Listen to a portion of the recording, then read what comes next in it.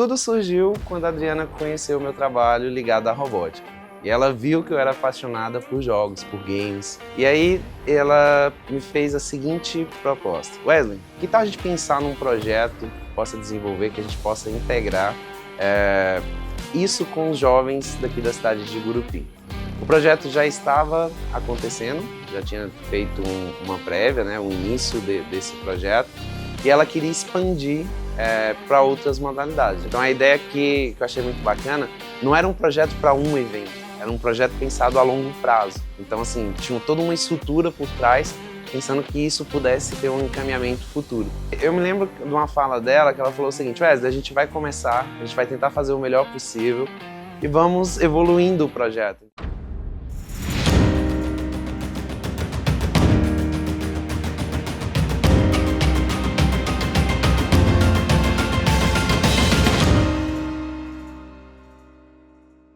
Uma coisa é você organizar um campeonatozinho ali em casa, com salgadinho, valendo uma coca, então assim, a gente já consegue ter uma dimensão ali da estrutura. Querendo ou não, a gente não tem esse recurso prontamente preparado, por exemplo, nos institutos, nas universidades, então a gente teve que juntar passeios.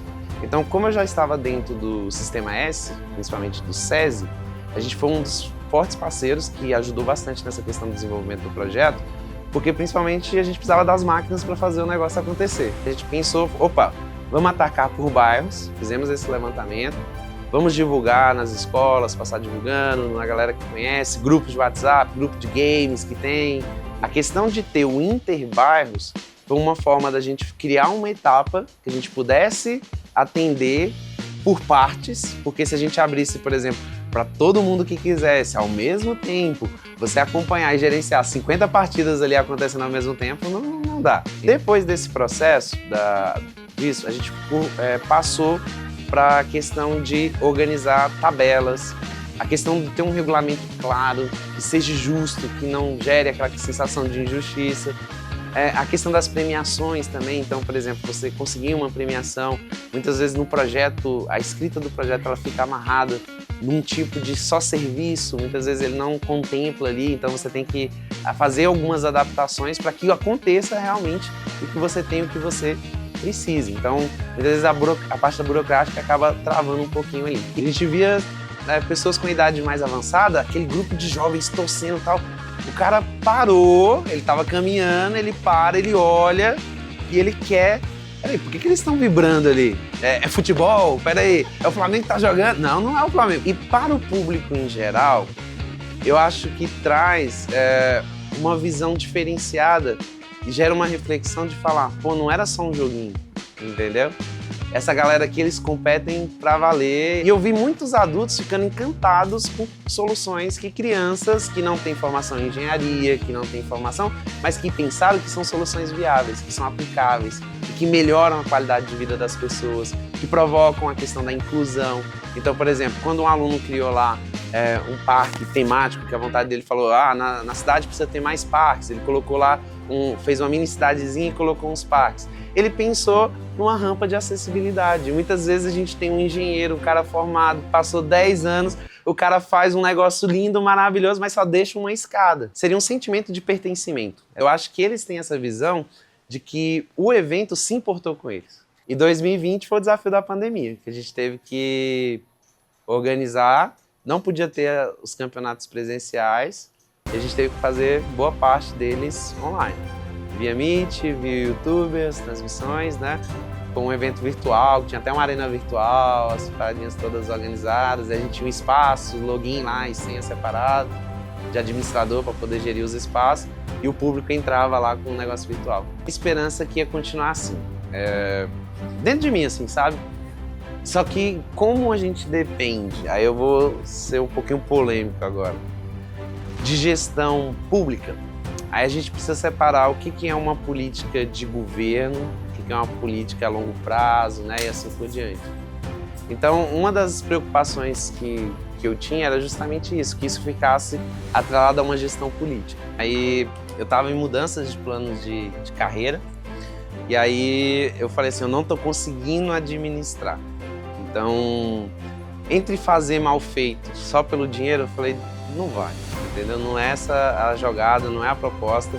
Eu acho que eu vou mais atrapalhar do que fazer. E aí eu conversei com a Adriana, falei, Adriana, eu não consigo, eu tô com uma demanda muito alta de trabalho e eu não consigo gerenciar esse evento nessa época. Aí eu parei. A gente recebeu o convite da Adriana Terra. Eu recebi a ligação dela lá em meados de abril de 2022, convidando para estar organizando o campeonato de LoL no Grupo Item, né? E de imediato eu me prontifiquei, né? Pois um ramo, né? O ramo de game é um ramo que me interessa bastante.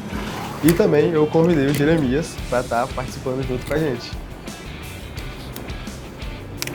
Nenhum de nós dois é jogador de LoL, né? Então foi um desafio ainda maior, mas a gente tem muitos amigos que deram um apoio, né, técnico, explicaram pra gente como funciona o jogo, explicaram pra gente os formatos da partida, a gente também estudou bastante, viu bastante vídeos. E aí foi uma loucura. Eu lembro que tu chegou no corredor, eu tava saindo de uma aula, saindo de algum lugar, e tu chegou no corredor, falou, Jeremias, eu tenho uma notícia pra gente, e é muito boa. Aí eu fiquei assustado, porque quando você fala que a notícia é boa, geralmente é bucha. Mas aí veio esse desafio legal de fazer. E, cara, eu pensando que ia ser no IF, que ia ter uma estrutura fechada, a gente vem pra uma praça Mauro Cunha fazer o primeiro campeonato já, sem experiência alguma, no meio do relento. Não, aquilo ali foi loucura total, mas foi aquela loucura boa. A gente botou uma tenda no meio da rua, que foi testada, colocou uns tapumes de madeira, né?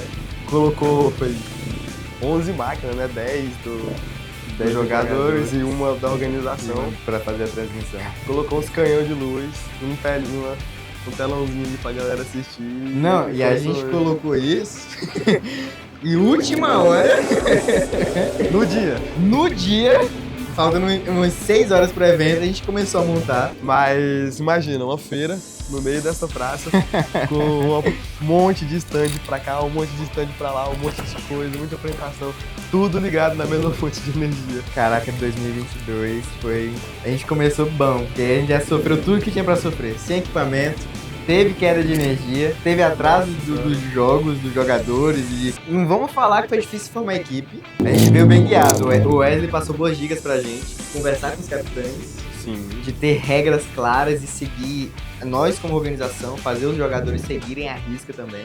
Em questão de fair play, os jogadores tinham um espírito competitivo muito bacana, tipo, era se xingando de um lado pro outro, mas terminando, todo mundo pegava na mão, se cumprimentava, saía pelo evento pra tomar uma junto, conversar, sabe? Então, tipo, o espírito dos jogadores estava impecável. Teve uma equipe que foi eliminada, a gente descobriu que os 2 jogadores eram narradores, eram narradores impecáveis. Então foi o primeiro ano nosso, Mas já já veio com apoio forte do Sebrae, Prefeitura, Connect LAN, Sim. a BIC, a gente BIC conseguiu também. fora. Conseguiu bastante patrocínio também, fora o do próprio evento, a gente conseguiu patrocínios também, porque as empresas também estavam interessadas.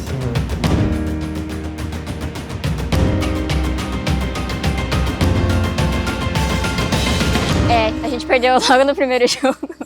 Isso é até uma característica comum da maioria dos meus campeonatos, a gente quase sempre perdeu no primeiro jogo.